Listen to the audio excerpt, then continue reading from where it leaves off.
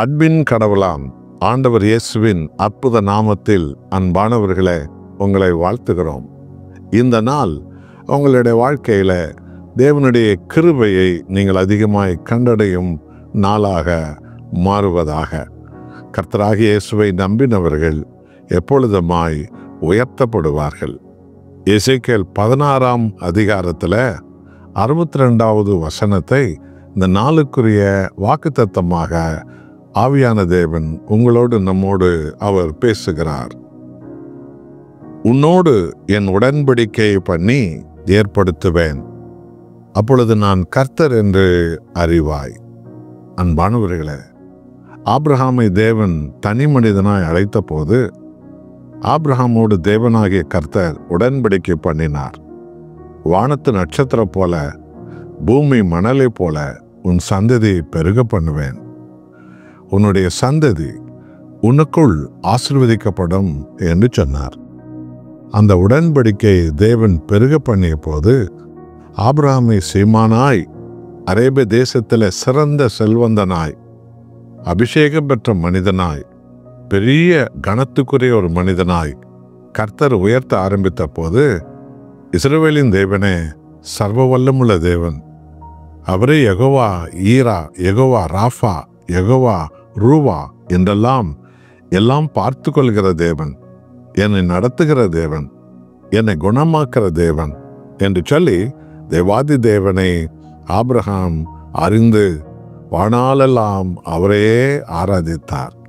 நம் ஆண்டவராய் இயேசு கிறிஸ்து கூட மனித உடல் எடுத்து இந்த உலகத்திற்கு வந்து நம்மோடு கூட அவர் நித்திய உடன்படிக்கை செய்தார்.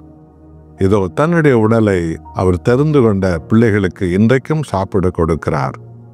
கிறிஸ்துவோடு நாம் இணைந்து விடுகிறோம். தன்னுடைய பரிசுத்த இரத்தத்தை நாம் குடிக்கும்படி அவர் கொடுக்கிறார். நம்முடைய பாவ அக்கிரமங்கள் எல்லாம் கழுவப்படுகிறது. இரத்தத்தில் தான் ஜீவ அணுக்கள் உண்டு. ஆண்டவர் இயேசு தன் உடலையும் தன் இரத்தத்தையும் தன் ஜீவனையும் நமக்காக கொடுத்துத்தான் நித்திய உடன்படிக்கையை அவர் செய்தார். ஆகவேதான் கர்த்தராக இயேசு கிறிஸ்து நம் ஜீவனிலும் மேலானவர், உலகிலுள்ள எல்லாவற்றிலும் மேலானவர், தாய் தந்தையிலும் மனைவி பிள்ளைகளிலும் நம் உயிரிலும் அவர் மேலானவர் என்று சொல்லி நாம் நம் தேவனை நாம் அறிகிறோம். நம்மை விட்டு உலகாத தேவன், நம்மை ஒருபோதும் கைவிடாத தேவன், எதிரிகள் மத்தியிலே நம்மை உயர்த்துகிற தேவன், தாழ்மையிலிருந்து நம்மை தெரிந்து கொண்ட தேவன், நம்மை தேடியே இம்மானுவேலனாய் ஆண்டவர் இயேசு வந்தார். அவர் தன்னையே நமக்கு நித்திய பலியாக, நித்திய உடன்படிக்கையாக, நித்திய ஆசீர்வாதமாக, நித்திய வாழ்வாக ஆண்டவராய் இயேசு தன்னையே நமக்கு கொடுத்து உடன்படிக்கை பண்ணினதுனால அவர்தான் தேவன்.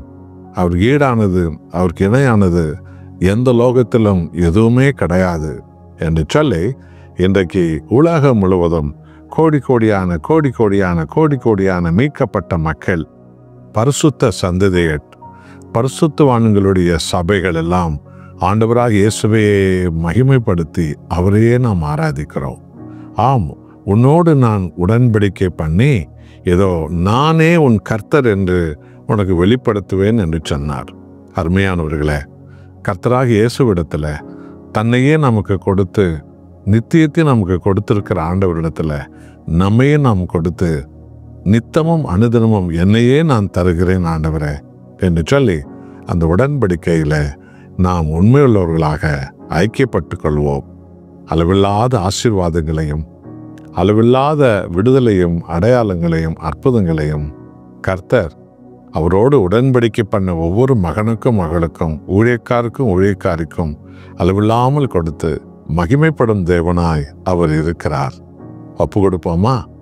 உயிருள்ள காலமெல்லாம் அனுதினமும் நம்மையே, நம் மனைவி பிள்ளைகளே, நமக்குண்டான எல்லாவற்றையும் நாம் பார்க்கிற ஆயிரமான சகோதர சகோதரிகள், ஆத்துமாக்கள் ஆதாயங்களையும் கர்த்தருடைய பாதத்திலே நாம் அர்ப்பணித்து நம்மையே அவருடைய நித்திய உடன்படிக்கையாக தினமும் தருவோம். நாம் ஜெபிப்போம்.